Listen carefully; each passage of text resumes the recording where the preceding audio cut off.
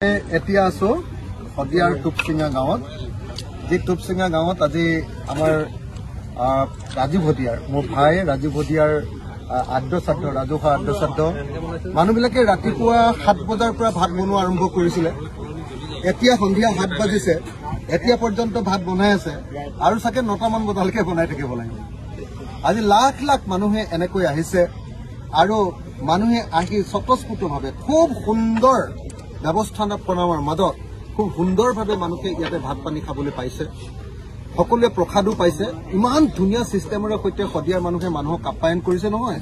আজি সঁচাকে এটো বৰ হলাগ নবলীয়া ঘটনা তো বোধহয় অসমৰ ইতিহাসত চৰকাৰৰ পৰা সহযোগ নোহোৱাকৈ কেৱল আৰু কেৱল মানুহৰ সহযোগিতাত মানুহৰ উদ্যোগত সাধাৰণ মানুহৰ প্ৰজাৰ উদ্যোগত তৈয়াৰ হোৱা আটাইতকৈ ডাঙৰ অনুষ্ঠানটোৱে বোধহয় এইটোৱে হ'ব আমি জানো যে বহুতে কয় যে সাহিত্য সভাত বহুত মানুহ হয় কিন্তু তাতো চৰকাৰৰ টকা লয় শংকৰ সংঘত বহুত মানুহ হয় কিন্তু চৰকাৰৰ টকা লয় কিন্তু আমি দেখিছো যে আজি চৰকাৰৰ এটা টকা নোলোৱাকে ৰাইজৰ সহযোগিতাত লাখ লাখ মানুহে ইয়াতে ভাত খালে ইয়াতে সকলোৱে কথা বাৰ্তা পাতিলে শ্ৰাদ্ধ অনুষ্ঠান কৰিলে আপোনাৰ 26 জোৰা গায়ন বায়ন হ'ল 33টা পাকঘৰ হ'ল 33টা পাকঘৰ 33খন গাঁৱে 33টা পাকঘৰ বহুত মানে থালিটো বহুত আছে কিন্তু পাকঘৰে 33টা এনেকৈ আজি গোটেই গাঁৱৰ মানুহে একদম পৰ্বতটোৰ সমান ওখকে প্ৰসাদ আছিলে আজি সকলো মানুহে পলিথিনত ভৰাই ভৰাই বিলাইছে এনেকুৱা অতি গণ উদ্যোগেৰে আজি আমি জনতাৰ শিল্পী ৰাজীৱ ভদিয়াৰ আদ্যশ্ৰাদ্ধ অনুষ্ঠান আয়োজন কৰিলো সমাপন কৰিলো আমি সেইকাৰণে মই ভাবো যে ইয়াৰ যিখন উদ্যোক্তা কমিটি অভ্যৰ্থনা কমিটি তেওঁলোক একদম কৃতজ্ঞতাৰ পাত্ৰ এই গাঁওখনৰ ৰাইজ কৃতজ্ঞতাৰ পাত্ৰ শদিয়াৰ ৰাইজ কৃতজ্ঞতাৰ পাত্ৰ কিন্তু আটাইতকৈ ডাঙৰ কথা যে সকলো মানুহে নিজেই খৰচ কৰি গোটেই অসমৰ পৰা আহিছে আৰু কোনেও এটাও কতো কমপ্লেইন কৰা নাই আৰু সকলোৱে মানে একদম আপোন ভাৱেৰে নিজৰ ল'ৰাৰ সকামৰ নিচিনা নিজৰ দেউতাৰ সকামৰ নিচিনা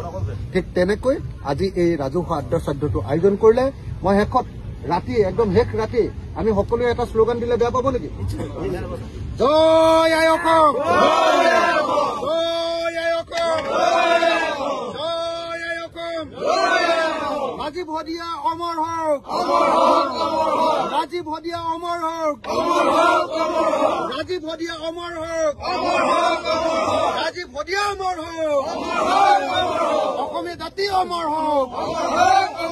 অসমীয়া জাতি অমৰ হওক অসমীয়া জাতি অমৰ হওক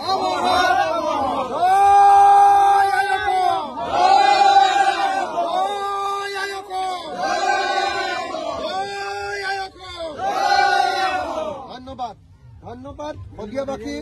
ধন্যবাদ টুপচিঙা গাঁওবাসী ধন্যবাদ অভ্যৰ্থনা কমিটি আৰু ধন্যবাদ ৰাইজ আৰু ধন্যবাদ সমগ্ৰ অসমৰ পৰা অহা মানুহবিলাক সকলোকে ধন্যবাদ আৰু আটাইতকৈ বেছিকৈ ধন্যবাদ ৰাতি এতিয়ালৈকে কাম কৰি থকা এই আমাৰ ভাত কেনেকে চিষ্টেম দেখিছে নে ভাত বনোৱা চিষ্টেম দেখিছে নে শদিয়াত বেলেগ চিষ্টেম দেখিলো